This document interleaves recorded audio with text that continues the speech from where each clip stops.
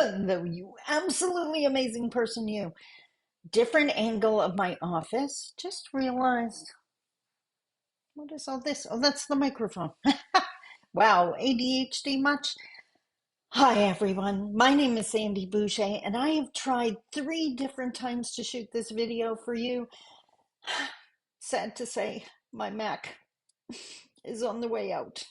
The new one's on its way, but we're improvising till then, and that means my new MacBook is loaded, and we're going to give this a shot. So today, what I wanted to talk about, it's a reaction video to a TED Talk I saw that featured, I had to look for her name, Eve Ensler. She's a playwright. And she was talking about profound apologies. Well, if you know anything about Indigenous Canadian reconciliation, the official apology was a huge part of that. Indigenous people have been asking for an apology for a long time. But according to Eve, there are 4 parts to a profound apology, the kind of apology that makes a difference. Did the official apology fit that? Did it meet the standards? Do you even remember what the official apology said? Don't worry about it. I got you covered. So let's talk about it.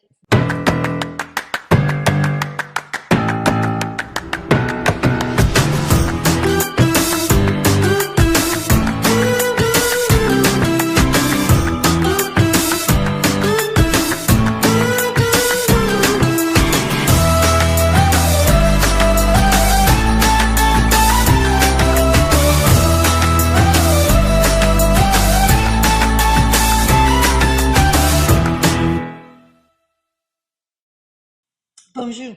Mishko Paganon, Quay Nadishnagas Mangdodam. Hi, everybody. My name is Sandy Boucher.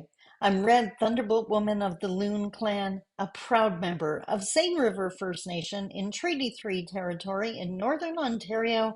And today, as mentioned in the opening, we're going to talk about the official apology and what constitutes a profound apology, as explained in a TED Talk by Eve Ensler. Checking out my office here, my kids so long ago, a painting that was gifted to me, a shield that was gifted to me, Josephine Mandamin, the original water walker with her little copper pail, um, a friend, a mentor. I miss her so much. And then another beautiful speaker's gift I was gifted, including this kokum scarf that's on my chair. This is how I work. This is my environment. And this environment keeps me focused on Indigenous Canadian reconciliation and first Indigenous empowerment. Because I thoroughly believe there is no reconciliation without Indigenous empowerment. We have to heal. We have to get the supports we need to get past what was done to us. We have to be returned to we have to return ourselves to the position of power we once had, and mainstream has to make space for that. So let's start on this journey with the official apology. So I don't know if you were around when Prime Minister Stephen Harper gave the official apology. It's officially called the Statement of Apology to Former Students of Indian Residential School. June 11th, 2008 is when he stood in the House and delivered this. At the time, you probably still can, at the time, you were able to order a copy. It's English on one side, French on the other, and I got mine laminated. Seriously considering hanging this in my boardroom. And now that I've read it again, I realize that's something I believe we should all do on a regular basis. We have to remember what the federal government admitted to, acknowledged what they did, and work from there. So what I wanted to do today to start out this video was share the official apology with you. I'm going to read it because I think it's profound. And I remember, I'm about to get attacked by a cat. Trust me, this setup is not my norm, but we're going to do this. We're going to do this. We're going to persevere. As Anishinaabe, I've definitely struggled with a lot harder challenges than my computer dying. So, and we're going to ignore the notifications. Is this week done yet? What was I saying? I remember June 11th, 2008. I remember where I was working. I remember that I took the afternoon off because I wanted to be alone to watch the official apology. I figured it would be emotional, and it 100% was. I was in my office, in my apartment, in my living room, sitting on the couch, bawling my eyes out, largely because my mom did not live long enough to hear it. Now, I want to be crystal clear. My mom was not a residential school survivor. Once you start delving into Canadian history, especially where anything involving Indigenous peoples, it's complicated. It's always complicated. Every family story seems to be complicated. And in my case, my mom's parents, my grandfather was disenfranchised. He gave up his status because he fought in World War II. So, in the eyes of the government, this is where it gets weird. Because he was disenfranchised, he was no longer considered Indigenous. He was suddenly white because government policy can change who you are, I guess. Because he was white, even though my grandmother was still Indigenous, in the eyes of the government, they did not have to take my mom and her sisters and her brother because there was a white person in the house guaranteeing that the children would be raised properly, or whatever term you want to put in there. Uh, because of that, it's not like my mom wasn't traumatized because she honestly spent every day of her adult life once she became a mom scared stiff. I'm expecting an important call and I didn't want to turn the notifications off, but if it's going to be that annoying, I'm going to have to. Um, She spent every day of her adult waking life scared stiff that the government was going to change their mind and they were going to come get us. We had a very restricted childhood. We weren't allowed to leave the yard, even though we lived in a tiny small town. Like, it's not like we had the dangers of a city. But my mom lived in fear. No one should have to live that way. So in my mind, she needed to hear this too. And I believe she did from the spirit world. So here is the statement of apology to former students of Indian Residential School as delivered by Prime Minister Right Honorable Stephen Harper on June 11th, 2008. The treatment of children in Indian residential schools is a sad chapter in our history. I think it's a little more than sad, but I digress. For more than a century, Indian residential schools separated over 150,000 Aboriginal children from their families and communities. In the 1870s, the federal government, partly in order to meet its obligation to educate Aboriginal children, began to play a role in the development and administration of these schools. Two primary objectives of the residential school systems were to remove and isolate children from the influence of their homes, families, traditions, and cultures, and to assimilate them into the dominant culture.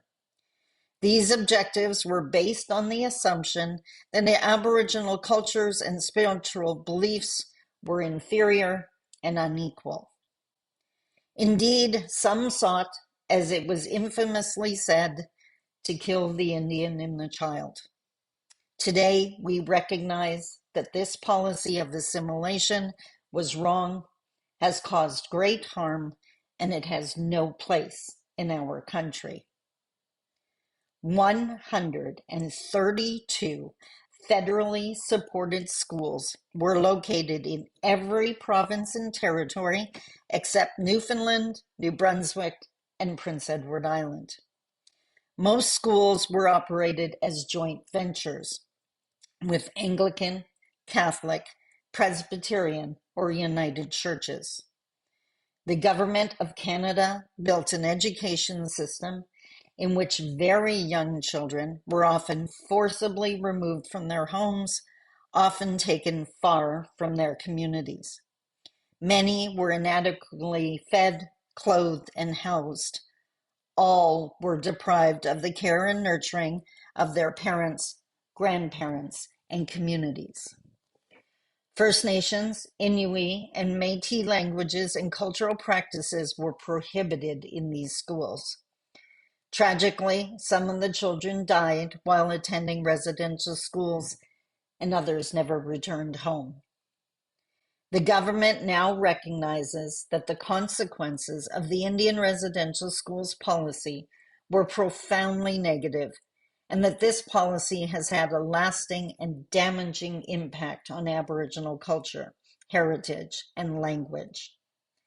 While some former students have spoken positively about their experiences at residential schools, these stories are far outshadowed by tragic accounts of the emotional, physical, and sexual abuse and neglect of helpless children and their separation from powerless families and communities. The legacy of Indian residential schools has contributed to social problems that continue to exist in many communities today. It has taken extraordinary courage for the thousands of survivors that have come forward to speak publicly about the abuse they suffered. It is a testament to their resilience as individuals and to their strength of their communities. Regrettably, many former students are not with us today and died never having received a full apology from the Government of Canada. The government recognizes that the absence of an apology has been an impediment to healing and reconciliation. Therefore, on behalf of the Government of Canada and all Canadians, I stand before you in this chamber, so central to our life as a country, to apologize to Aboriginal peoples for Canada's role in the Indian residential schools system. To the approximately 80,000 living former students and all family members and communities, the Government of Canada now recognizes that it was wrong to forcibly remove children from their homes, and we apologize for having done this. We now recognize that it was wrong to separate children from rich and vibrant cultures and traditions, that it created a void in many lives and communities, and we apologize for having done this. We now recognize that in separating children from their families, we undermine the ability of many to adequately parent their own children and sowed the seeds for generations to follow, and we apologize for having done this. We now recognize that far too often, these institutions gave rise to abuse or neglect and were inadequately controlled, and we apologize for failing to protect you. Not only did you suffer these abuses as children, but as you became parents, you were powerless to protect your own children from suffering the same experience. And for this, we are sorry. The burden of this experience has been on your shoulders for far too long. The burden is properly ours as a government and as a country. There is no place in Canada for the attitudes that inspired the Indian residential school systems to ever again prevail. You have been working on recovering from this experience for a long time, and in a very real sense, we are now joining you on this journey. The Government of Canada sincerely apologizes and asks for the forgiveness of the Aboriginal peoples of this country for failing them so profoundly. In moving towards healing, reconciliation, and resolution of the sad legacy of Indian residential schools, implementation of the Indian Residential Schools Settlement Agreement began on September 19, 2007. Years of work by survivors, communities, and Aboriginal organizations culminated in an agreement that gives us a new beginning and an opportunity to move forward together in partnership. A cornerstone of the settlement agreement is the Indian Residential Schools Truth and Reconciliation Commission. This commission presents a unique opportunity to educate all Canadians on the Indian residential school system. It will be a positive step in forging a new relationship between Aboriginal peoples and other Canadians, a relationship based on the knowledge of our shared history, a respect for each other, and a desire to move forward together with a renewed understanding that strong families, strong communities, and vibrant cultures and traditions will contribute to a stronger Canada for us all. That last part reminded me of my feather teaching, how I've said that if we do the work on each side, if Indigenous people heal and do the work they need on their side of the feather, and non-Indigenous people do the work they need to educate themselves and change their systems on the other side, then the feather Canada can fly to heights it's never even seen before. So that's the official apology. But according to Eve, there are 4 steps to establish a profound apology. And before I forget, there were some quotes in this TED Talk. It's why I watched it. Listen to this. For all of you nervous after hearing the official apology, the quote is, "Punishment hardens us, but it does not teach us." This is not about punishment. This is about profound apologies. So, what are the 4 steps? Well, first, say what you did in detail. Describe what happened. The liberation for the harmed is in the details. An apology is a remembering. So, I know when I heard the official apology in that moment, kind of like when I went to the Human Rights Museum in Winnipeg, I was actually shocked at how much was there, how much was being admitted to, that it wasn't being minimized or denied, that it was literally right in front of my face at the museum, or the fact that they acknowledged that they took these children in the official apology. Now, so many years later, we needed more detail. We definitely needed more detail, in my humble opinion. So that's the first one. Say what you did in detail. The second part, the second point of a profound apology. Ask yourself why. Victims are haunted by the why. Explain the why. And I think there was another point. Yeah, explain why without excuse. Why did you do that? What were you thinking? Why did you hurt me that way? Why did you say the things you said? Why? That's really owning it when you have to start explaining it. And at this point, what it reminded me of in Anishinaabe culture, I believe in several other Indigenous cultures, we use sharing circles or healing circles. When you might have a talking stick that you pass around, and the person sharing is sharing their truth, their why, their pain, the reasoning behind, and no one gets to challenge that. You just get to learn and understand that was that person's truth. It doesn't matter if you believe it or not. That's what they believed at the time that resulted in whatever happened. And when it comes to your turn, you get to share your truth. You don't get to question. You don't get to attack. It is about you in the circle, and you share your truth. So explaining why without excuse. The third point, open your heart and feel what the victim felt. Sit in the fear and heartbreak. I don't know how you feel. I don't know how you are rating the official apology based on these points, but this is where I believe Canada has kept themselves at a safe and comfy distance. They acknowledge this is that academic armor that I've referred to before. This is, I'm going to acknowledge the facts without feeling it. I don't want to get emotional. I want to stay cold in the facts.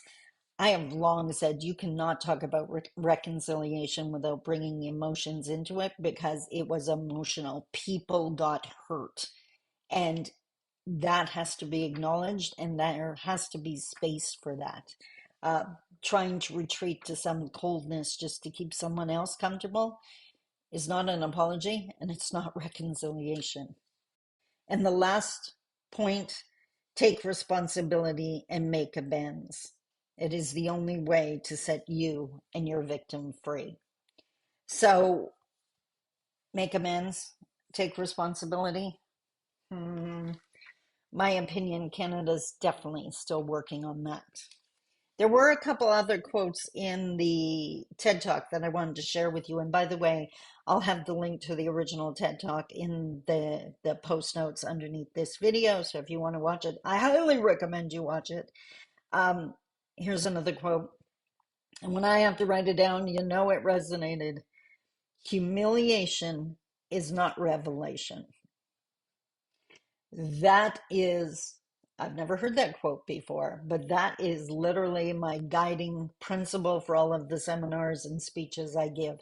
I have zero interest in causing shame or guilt. I'm not out to humiliate anyone because what I need is the revelation. I use cartoons, I use stories, I use my sense of humor to help people realize what they haven't realized before. And it is always a positive, even when we're talking about incredibly negative things. So keep that in mind. Humiliation is not revelation. And last but not least, she mentioned we need to create a progress plan, an action plan. We have to hold space for redemption. That got to me because I have long said I have a serious problem with anyone crucifying another person for what they did 20 years ago. Because, for one, who is the same person they were 20 years ago? I would hope nobody. But secondly, if you never get to be forgiven, if there's no amount of work or healing you can do, that you will always be crucified for what you did in the past, then there's no incentive to heal or change. There's none. We have to hold space for redemption. So there you have it, the official apology and the definition of a profound apology. So the question is, in your humble opinion, is the official apology a profound apology? I know what I think. Thanks so much for hanging out in this new situation with me. It's going to be a couple weeks before the new Mac gets here, so it may get entertaining, but I hope you'll go on the journey with me. Until next week, I love you. Take care. Bye bye.